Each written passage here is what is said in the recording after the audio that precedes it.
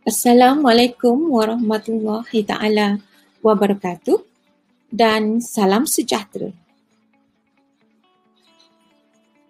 Hari ini cikgu akan berkongsi lagi berkaitan dengan sejarah tingkatan 5 bab 4 berkaitan dengan tajuk Sistem Persekutuan. Jom belajar sejarah bersama dengan Cikgu Ida.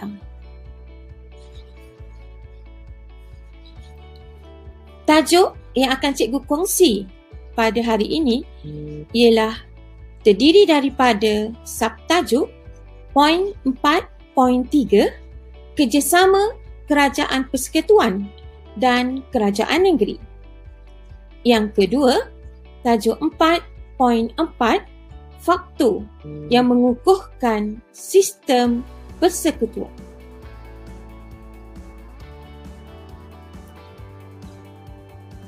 Standard pembelajaran.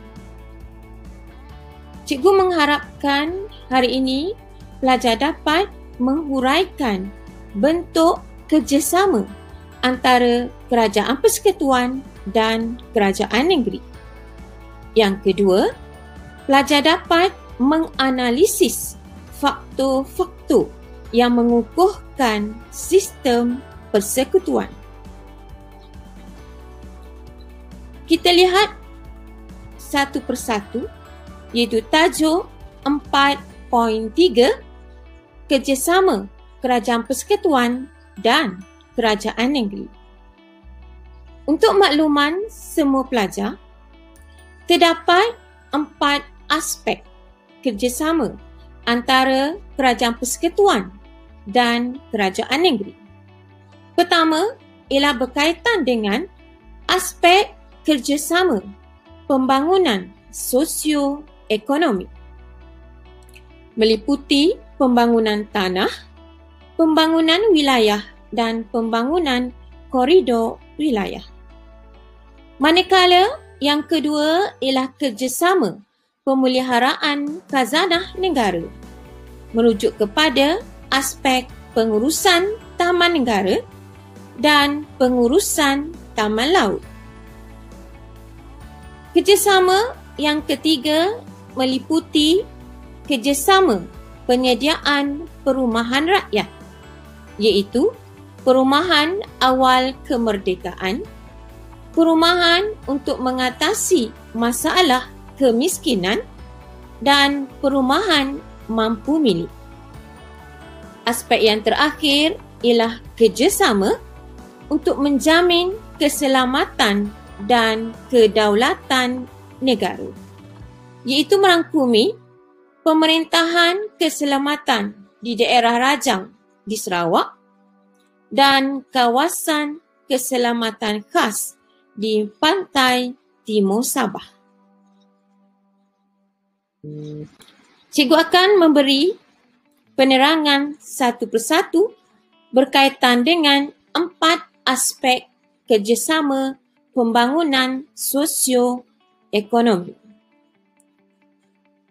iaitu meliputi pembangunan tanah, pembangunan wilayah dan pembangunan koridor wilayah.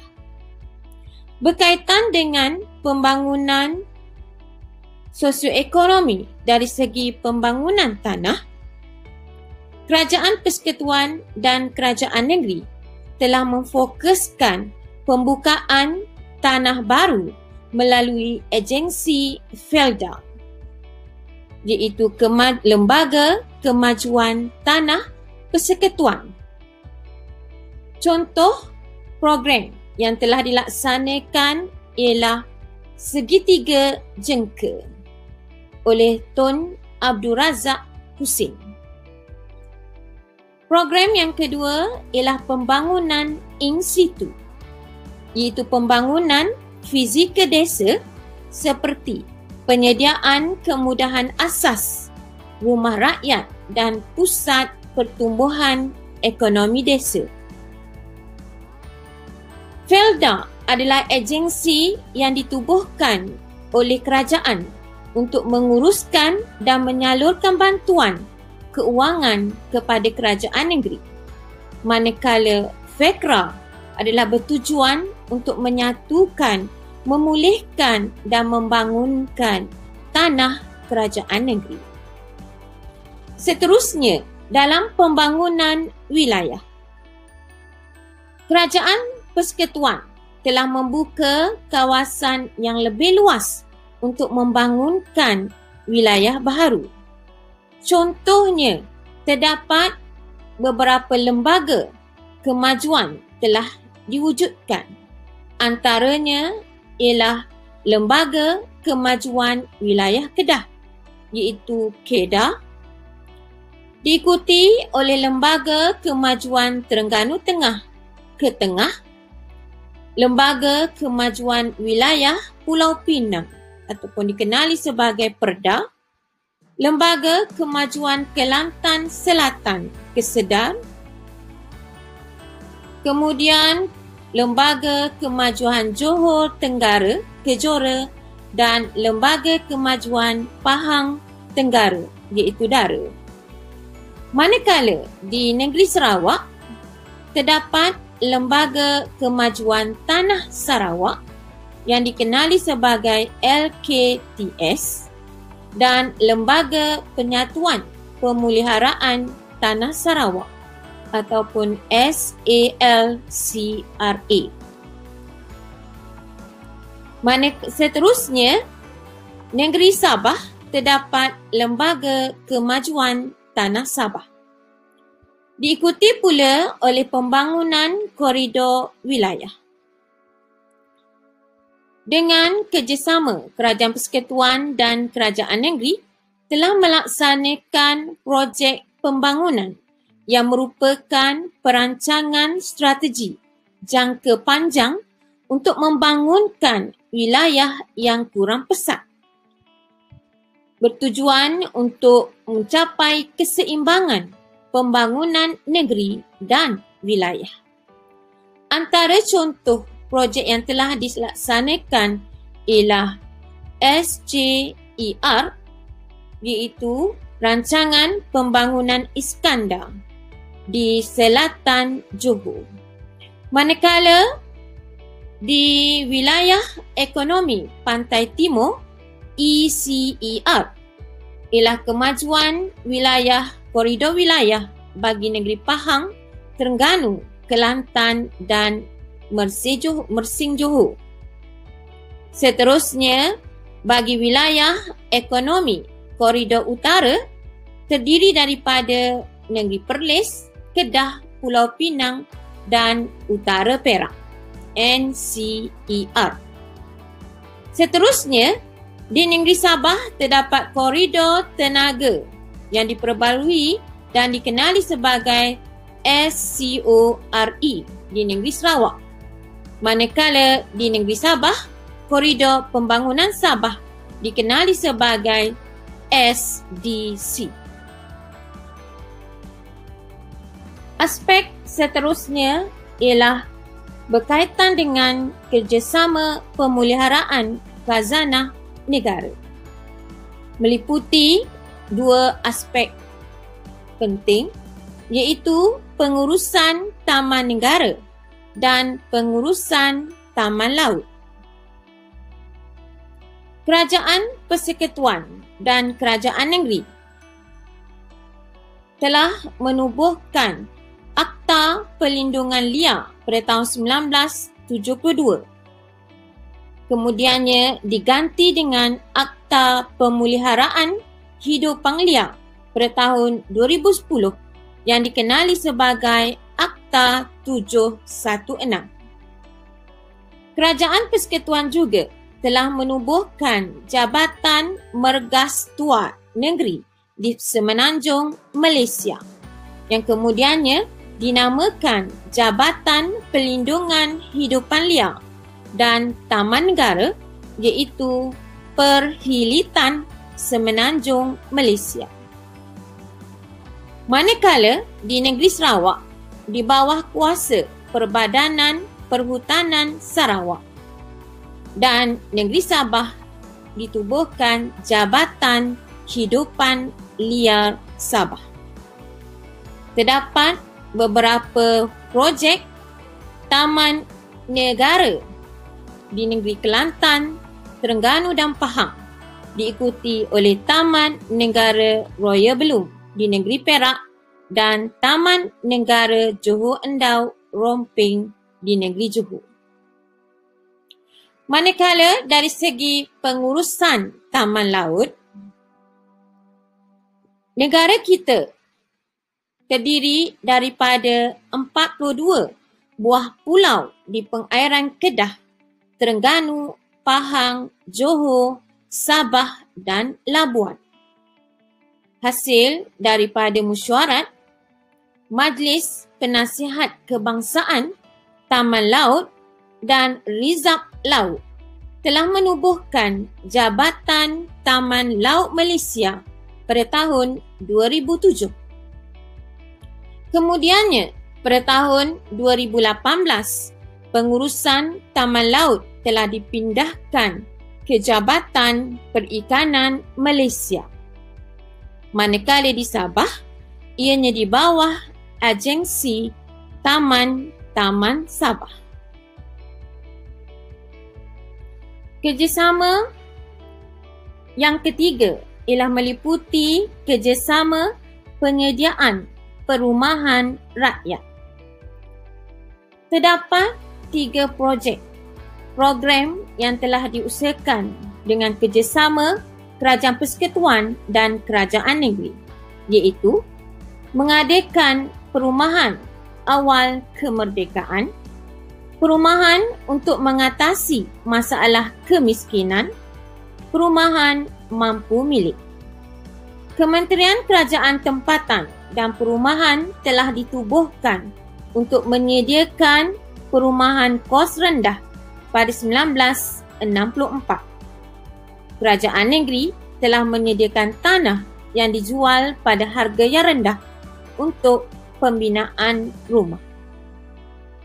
Manakala perumahan untuk mengatasi masalah kemiskinan, Kerajaan Persekutuan telah membina rumah untuk rakyat yang berpendapatan rendah bagi mengatasi masalah kekurangan rumah dan langkah menghapuskan kemiskinan.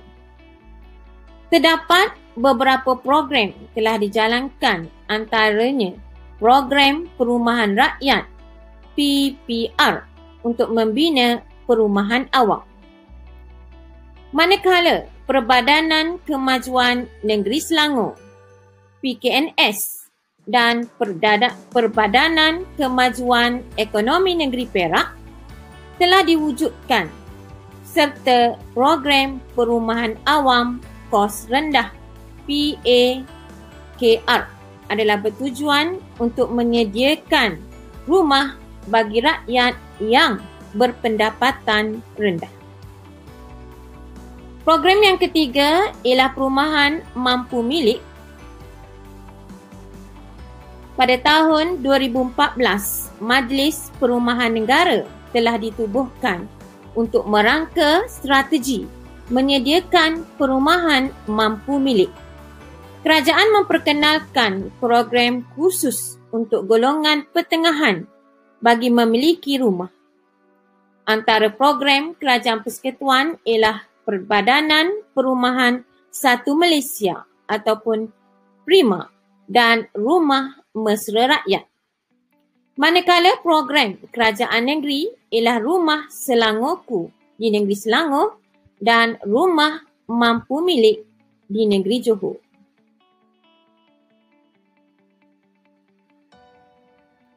Seterusnya, kita lihat pula ialah kerjasama dari aspek menjamin keselamatan dan kedaulatan negara.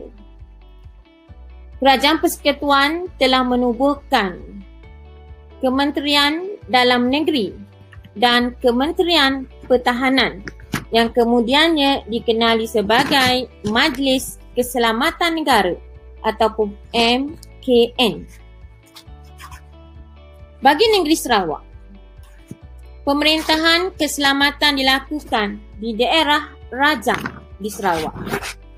Peristiwa berlaku ketika komunis meningkat di Sarawak. Tunku Abdul Razak Husin, Perdana Menteri yang kedua, telah menjadi pengurusi Majlis Keselamatan Negara. Baginda telah mengisytiharkan bahagian ketiga Sarawak sebagai Rexcom, manakala Ketua Menteri Sarawak telah dilantik sebagai pengarah operasi negeri dalam Rexcom. Rexcom akhirnya dibubarkan pada tahun 1995 dan diselaraskan di bawah Majlis Keselamatan Negara. Manakala di negeri Sabah telah diwujudkan kawasan keselamatan khas Pantai Timur Sabah dengan penubuhan XCOM atau Kawasan Keselamatan Khas Pantai Timur Sabah. Ekoran berlakunya peristiwa pencerobohan pengganas dari Kepulauan Sulu di Kampung Tandau, Lahad Datu, Sabah pada 12 Februari 2013. Misinya adalah bertujuan untuk meningkatkan keselamatan kawasan Timur Sabah. XCOM mengawasi keselamatan 10 daerah di pantai Timur Sabah yang dikenali sebagai X-Zone atau Zon Keselamatan Timur Sabah. Ianya bertujuan untuk menjaga kedaulatan negara.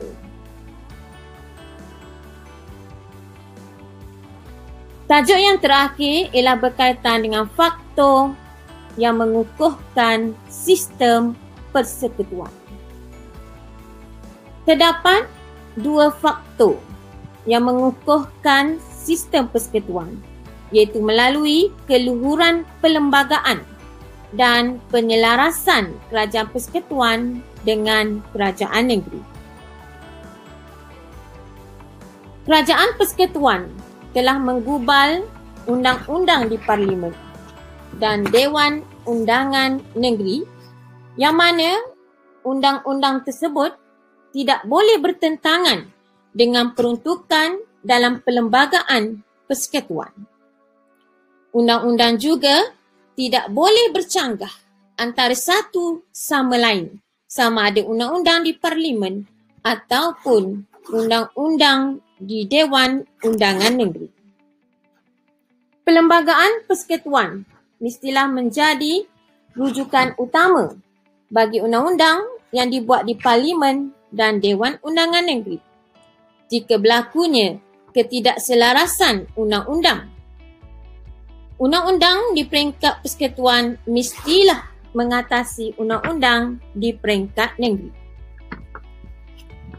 Faktor yang kedua ialah penyelarasan kerajaan persekutuan dengan kerajaan negeri.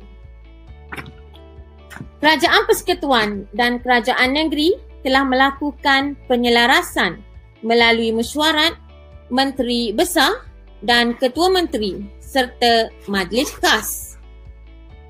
Terdapat beberapa majlis yang termaktub dalam perlembagaan persekutuan.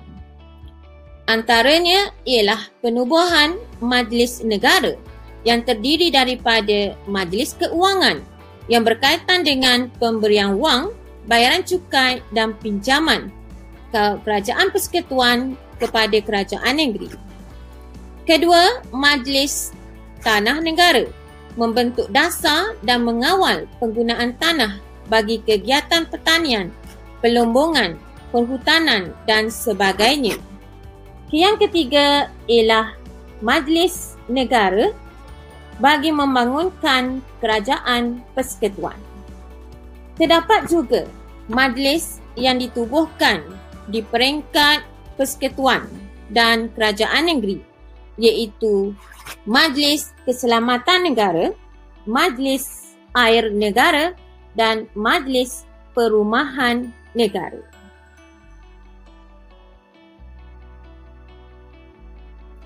Secara rumusannya, sejak merdeka lagi, prinsip persekutuan menyumbang kepada kestabilan hubungan antara negeri dan memberikan manfaat kepada kesejahteraan negara.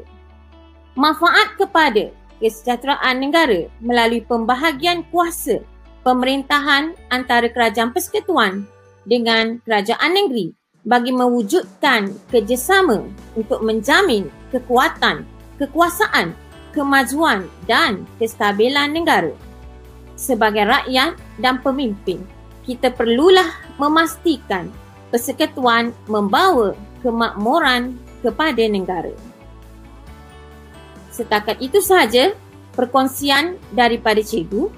Cikgu menyediakan latihan pengukuhan kepada pelajar untuk mengulang kaji tajuk bab 4 iaitu 4.3 dan 4.4. Sebelum cikgu berundur, cikgu ingin mengucapkan sekian terima kasih kepada semua pelajar dan guru-guru yang menyokong usaha perkongsian cikgu dalam mata pelajaran sejarah. Cikgu mengharapkan jangan lupa subscribe channel Sejarah Cikgu Ida. Sekian, terima kasih. Assalamualaikum warahmatullahi taala wabarakatuh. Dan terima kasih.